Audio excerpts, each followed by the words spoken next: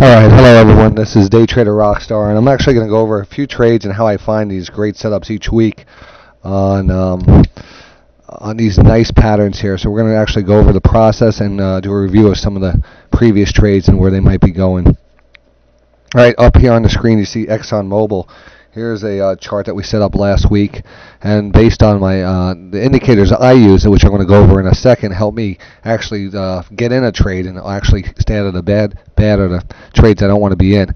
In this case, we have this nice downtrending line here, which I look for all the time. If I'm looking to go long, I'm looking for a pullback off of something where I'm going to buy into weakness, where it gives me the best risk reward. So I always pay attention to the trend lines, and the further pullback of the trend line, we know most likely if we're in an uptrend or we're pushing up towards a trend line here, we're going to go back and retest that. So we have that downtrending line. We have a series of tags where we tag it, and this series of tags makes an interesting pattern called the inverted head and shoulders pattern. Now, a lot of people look at the inverted head and shoulders just having a straight neckline that goes straight across, but I like to use a slanted neckline and use that as my neckline. So I always look for that, and I call this pattern a slanted inverted head and shoulders pattern.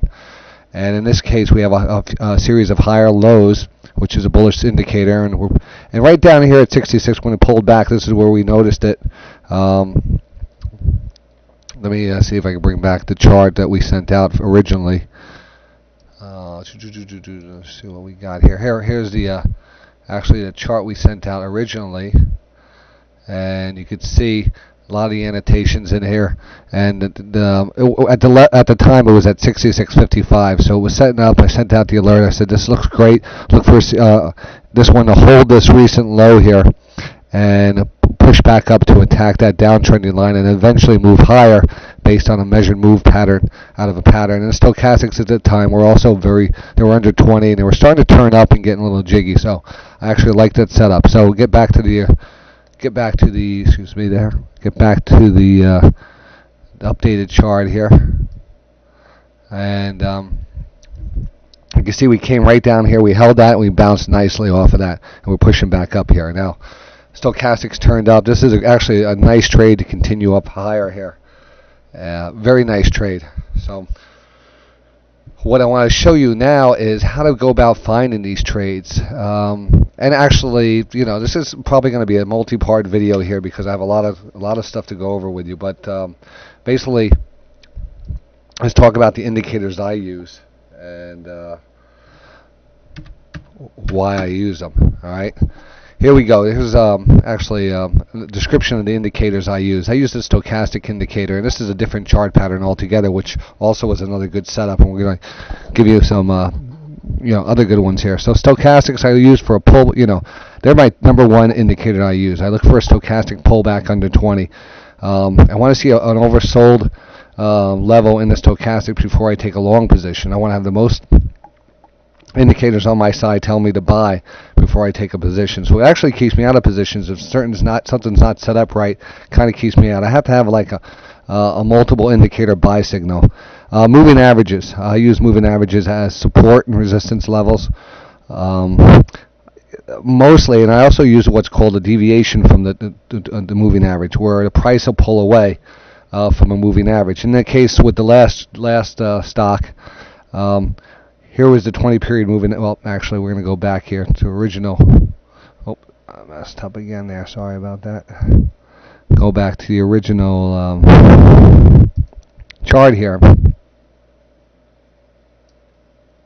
And you can see the 20-period moving average here. Each time we pull away from it, we actually bounce right back up to it. So we're pulling away from the 20-period moving average. So this is another indicator. Even though we're not using any of the averages as support and resistance, just because the price level here is away from that 20, and the 20 is the fastest that I use. I use the 20, 50, and 200 exponential moving average. So when I get a pullback from that 20, I expect it to bounce back up there. So I want to also watch that type of setup there. So we did get that bounce, and we had a good trade, and stochastics actually turned up, and there was volume and everything. So that was really good. So getting back to moving averages, the deviation from the 20. Anytime I get a pullback off the 20, I'm going to watch. Patterns, very important for myself. I would consider myself a pattern trader first. I have to be in a bullish pattern, a pattern I've traded over and over for years and years and years, trading since the early 90s, and I've just come to realize that there's certain patterns in the market that work out better than others, and some that are very bullish. And if you keep your, like I say, keep your ducks in order, not get too carried away, and stay with good quality stocks, these patterns that show up on these quality stocks are more highly likely to break up to the upside of where your trade is going to be. So I look for inverted head and shoulder patterns, which we were just talking about, and the all-important slanted inverted head and shoulder pattern, where I'm looking for that trend line that's kind of a slanted trend line. In this case, we have another. This is on BJ Services, another service sector, and you can see that breakout also on Friday and a crossover to stochastic. So the patterns are very important. I also love falling wedge patterns, which are I would say a close cousin to the inverted head and shoulders, and we'll go into that more later on another video. But you'll see the inverted head and shoulders and the falling wedge pattern very similar in similar setups, and these are very bullish setups. The reason that the inverted head and shoulder pattern starts to play out better is because it shows, if I could say, all right, this is starting to establish maybe a wedge pattern here. Well, that's not a good example right there, but again, there's some. If I was going to put a wedge pattern in here and just say this went back to a price level and it started to look like a wedge, but it started holding up here, that would give me a bullish indicator, because we're actually holding. We're not coming down and retest this lower. We're actually grinding up against a lower trend line here, a downtrending line, and this is something I want to see. But normally you'll see a pattern like this where there might be a price that comes down here, and this pattern will start to develop into a falling wedge and then morph into an inverted head and shoulders pattern, and then that's when you're going to watch for that breakout. So that's going to give you a great indication. Another indicator I use is support and resistance lines, and they're basically what you think of them. Recent supports, recent lows, recent highs. You could go all the way. Hold on, all right. Sorry about that interruption. The support and resistance lines are basically drop back. You could use those anywhere from intraday in a 5-minute chart, or just go back to the daily chart. The longer the chart period, the more strength support line has, or more strength the resistance line has. And excuse me, I just noticed I spelled resistance wrong here. Let me fix that. Resistance. All right. And so that's my indicators I use to get me into a trade. I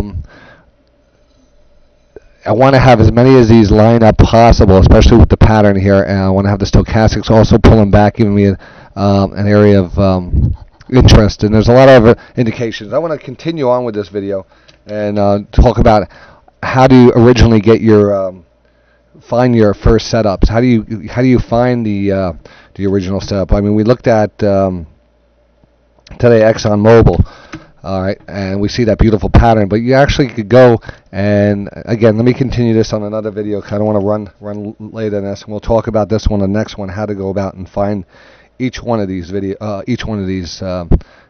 setups, and a great tool to use for this. All right, I'll be right back. DayTraderRockStar here for DayTradingRadio.com.